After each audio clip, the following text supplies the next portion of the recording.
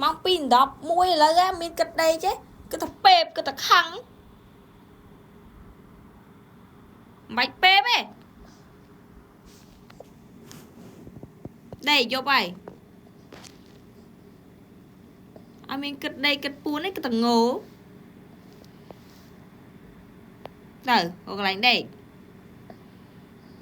khăng ở ngay hả khăng ở ngay với sắc sắc khăng nè mình muốn là hai sao món á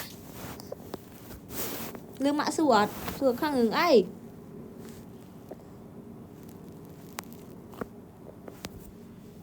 mai mong ấm ạ ngươi mong ấm ạ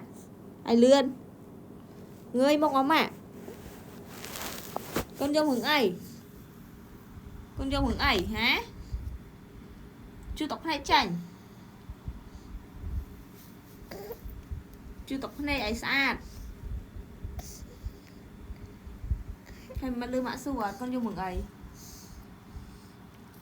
đây đây đây ạ đây ạ đây